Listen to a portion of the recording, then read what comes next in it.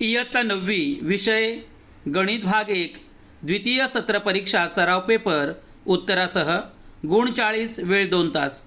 विद्यार्थी मित्रांनो, हा पेपर केवळ सरावासाठी दिला आहे। दिलेला पेपर सुंदर हस्ताक्षरात फुलस्केप पेपरवर लिहा। व्हिडिओ आवडल्यास व्हिडिओला लाईक करा, शेअर करा आणि जर सबस्क्राईब केले नसेल तर सबस्क्राईब करा। द्वितीय सत्र परीक्षा सराव पेपर इयत्ता 9वी विषय गणित भाग 1। विद्यार्थी मित्रांनो, हा पेपर केवळ सरावासाठी दिला आहे। प्रश्न क्रमांक 1 ए, खालील प्रश्नांच्या बहुपर्यायी उत्तरांपैकी योग्य पर्याय लिहा। विद्यार्थी मित्रांनो, इथे उत्तरं थेट दिली आहेत। पहिल्याचं उत्तर आहे बी 24, दुसऱ्याचं उत्तर आहे बी 80 सी, तिसऱ्याचं उत्तर आहे ए 15 आणि चौथ्याचं उत्तर आहे बी 2. प्रश्न क्रमांक 1 बी, खालील उपप्रश्न सोडवा, गुण 4। विद्यार्थी मित्रांनो, इथे एकूण 4 प्रश्न दिले आहेत। या 4ही प्रश्नांची उत्तरं पुढे आपल्याला सोडवून दिलेली आहेत, ती काळजीपूर्वक पहा। प्रश्न क्रमांक 1, पुढील गुणोत्तराचे शतमान रूपांतर करा 5/8। इथे उत्तर थेट दिले आहे, ते काळजीपूर्वक पहा। प्रश्न क्रमांक 2, कोणत्या आयकर अधिनियमानुसार एकूण वार्षिक उत्पन्नात सूट दिली जाते? विद्यार्थी मित्रांनो, इथे उत्तर थेट दिले आहे, ते काळजीपूर्वक पहा। प्रश्न क्रमांक 3, 40 ते 50 ह्या वर्गाची वरची वर्गमर्यादा कोणती? उत्तर आहे 50। प्रश्न क्रमांक 4, कराचे 2 उपयोग लिहा। उत्तर दिले आहे, ते काळजीपूर्वक पहा। 1, पायाभूत सुविधा पुरवणे आणि 2, कायदा व सुव्यवस्था राखणे। विद्यार्थी मित्रांनो, अशा प्रकारे उदाहरणं सोडवण्याचा प्रयत्न करा। प्रश्न क्रमांक 2 ए, खालील कोणत्याही 2 कृती पूर्ण करा। कोणत्याही 2 गुण 4। प्रश्न क्रमांक 1, श्री शेखर उत्पन्नाच्या 60% खर्च करतात, त्यानंतर उरलेल्या उत्पन्नातून 300 रुपये अनाथाश्रमाला देणगी देतात, तेव्हा त्यांच्याकडे 3200 रुपये उरतात, तर त्यांचे उत्पन्न काढा। विद्यार्थी मित्रांनो, इथे उत्तरं थेट दिली आहेत। पहिल्या चौकटीत 5, दुसऱ्या चौकटीत 3200, तिसऱ्या चौकटीत 2x आणि चौथ्या चौकटीत 8750। अशा प्रकारे शेखरचे एकूण उत्पन्न रुपये 8750 आहे।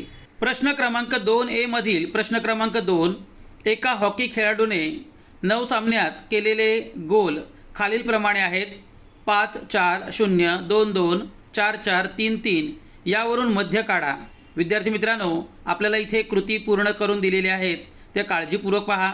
पहिल्या चौकटीत 9, त्याचबरोबर मध्याचं सूत्र दिलेलं आहे, प्राप्तांकांची बेरीज एकूण प्राप्तांक। दुसऱ्या चौकटीत 9, तिसऱ्या चौकटीत 27 आणि चौथ्या चौकटीत 3। विद्यार्थी मित्रांनो, प्राप्तांकांची बेरीज आलेली आहे 27 आणि एकूण प्राप्तांक आलेला आहे 9 आणि एकूण मध्य आलेला आहे 3। विद्यार्थी मित्रांनो, अशाच प्रकारे उदाहरण सोडवण्याचा प्रयत्न करा। प्रश्न क्रमांक 2 ए मधील प्रश्न क्रमांक 3, जर x/y बरोबर 4/5 तर 4x - y 4x + y ची किंमत काढा। विद्यार्थी मित्रांनो, इथे आपल्याला चौकटी पूर्ण करून दिल्या आहेत। पहिल्या चौकटीत 4, दुसऱ्या चौकटीत 11, तिसऱ्या चौकटीत 11 आणि चौथ्या चौकटीत 21।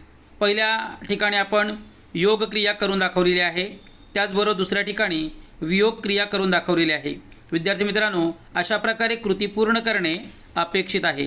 प्रश्न क्रमांक 2 ब, खालील उपप्रश्न सोडवा, कोणतेही 4 गुण 8। विद्यार्थी मित्रांनो, इथे एकूण 6 उपप्रश्न दिलेले आहेत, त्यापैकी 4 उपप्रश्न सोडवणे अपेक्षित आहे। पुढे आपल्याला ही सर्व उदाहरणं सोडवून दिलेली आहेत, ती काळजीपूर्वक पहा। प्रश्न क्रमांक 2 ब मधील प्रश्न क्रमांक 1, खालील संख्यांमधील लहान मोठेपणा ठरवा। वर्गमुळात 5/3 तसेच 3/7। विद्यार्थी मित्रांनो, इथे आपल्याला उदाहरण सोडवून दिलेले आहे, ते काळजीपूर्वक पहा। प्रश्न क्रमांक 2, उदाहरणासहित करांचे प्रकार लिहा। उत्तर, करांचे प्रकार 2। 1, प्रत्यक्ष कर, ज्या करांचा भार प्रत्यक्ष करदात्यावर पडतो ते कर प्रत्यक्ष कर, उदाहरणार्थ आयकर, संपत्ती कर, व्यवसाय कर। 2, अप्रत्यक्ष कर, ज्या करांचा भार प्रत्यक्षपणे करदात्यावर पडत नाही ते कर म्हणजे अप्रत्यक्ष कर, उदाहरणार्थ केंद्रीय विक्री कर आणि सेवा कर। प्रश्न क्रमांक 3, वर्ग 21 ते 25 चा वर्ग मध्य काढा। वर्गमध्याचं सूत्र खालची वर्गमर्यादा अधिक वरची वर्गमर्यादा भागिले 2. इथे आपल्याला सूत्रात आपल्याला किमती टाकायच्या आहेत. खालची वर्गमर्यादा 21 अधिक वरची वर्गमर्यादा 25 भागिले 2. त्याचबरोबर बेरीज झालेली आहे 46 भागिले 2 आणि वर्गमध्य बरोबर 23. प्रश्न क्रमांक 4. 1 मीटरचे 10 सेंटीमीटरशी असलेले गुणोत्तर लिहा. विद्यार्थी मित्रांनो, इथे उदाहरण थेट सोडवून दिलेले आहे, ते काळजीपूर्वक पहा. विद्यार्थी मित्रांनो, अशाच प्रकारची उदाहरणं आपल्याला परीक्षेत दिली जातात आणि त्यानुसार आपला सराव करा, म्हणजे आपल्याला हमखास चांगले गुण मिळतील.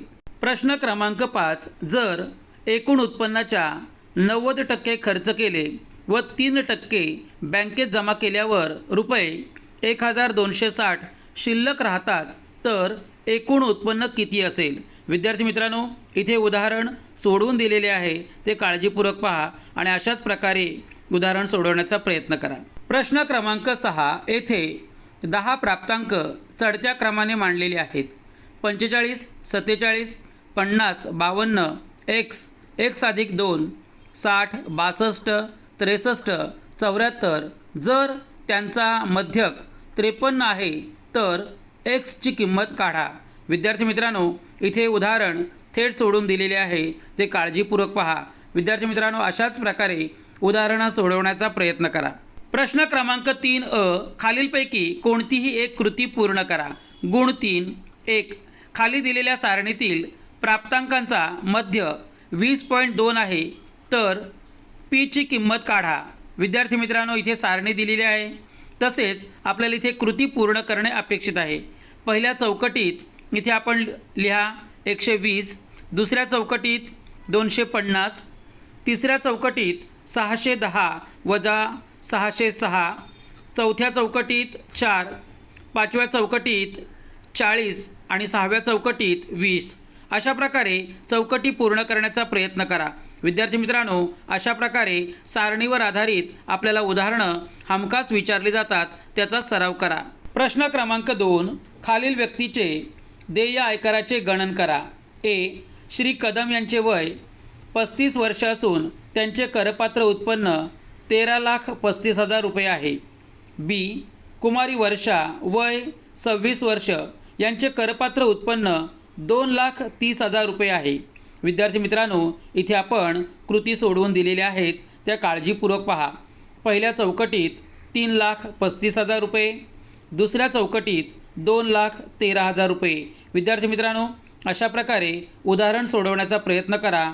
तिसऱ्या चौकटीत 4,260, चौथ्या चौकटीत 2,130, पाचव्या चौकटीत 2,19,390.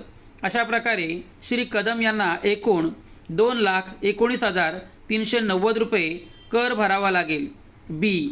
कुमारी वर्षा यांचे वय वर्ष 26 आहे, करपात्र उत्पन्न 2,30,000 आहे. सारणीनुसार रुपये 2,50,000 पर्यंत आयकर भरावा लागत नाही. कुमारी वर्षा यांना कोणताही आयकर भरावा लागणार नाही. प्रश्न क्रमांक 3b. खालीलपैकी कोणतेही 2 उपप्रश्न सोडवा. गुण 6. विद्यार्थी मित्रांनो, इथे एकूण 3 उपप्रश्न दिलेले आहेत आणि त्यांची उत्तरं आपल्याला पुढे थेट दिली आहेत, ती काळजीपूर्वक पहा. प्रश्न क्रमांक 3b मधील प्रश्न क्रमांक 1. खालील दिलेल्या संख्यांच्या जोड्यांमधील पहिल्या संख्येचे दुसऱ्या संख्येशी असलेले गुणोत्तर संक्षिप्त रूपात लिहा. a. 5 डझन ते 120 नग, दुसरं 1.5 किलोग्रॅम ते 2,500 ग्रॅम. विद्यार्थी मित्रांनो, इथे आपल्याला उदाहरण थेट सोडवून दिलेले आहे, ते काळजीपूर्वक पहा. प्रश्न क्रमांक 3b मधील प्रश्न क्रमांक 2चे उत्तर इथे आपल्याला थेट दिलेले आहे, ते काळजीपूर्वक पहा. विद्यार्थी मित्रांनो, अशाच प्रकारे उदाहरणांचा सराव करा. हा पेपर केवळ सरावासाठी दिलेला आहे. दिलेला पेपर सुंदर हस्ताक्षरात सोडवा. प्रश्न क्रमांक 3b मधील प्रश्न क्रमांक 3चे उत्तर. एका वर्गाचा वर्गमध्य 10 व वर्गांतर 6 आहे, तर तो वर्ग काढा. विद्यार्थी मित्रांनो, इथे उदाहरण थेट सोडवून दिलेले आहे, ते काळजीपूर्वक पहा. प्रश्न क्रमांक 4. खालीलपैकी कोणतीही 2 उपप्रश्न सोडवा. गुण 8. विद्यार्थी मित्रांनो, इथे एकूण 3 उपप्रश्न दिलेले आहेत, त्यांपैकी 2 उपप्रश्न सोडवणे अपेक्षित आहे. पुढे आपल्याला उदाहरणं थेट सोडवून दिलेली आहेत, ती काळजीपूर्वक पहा. प्रश्न क्रमांक 4 मधील प्रश्न क्रमांक 1 चे उत्तर इथे आपल्याला सोडवून दिलेले आहे, ते पहा.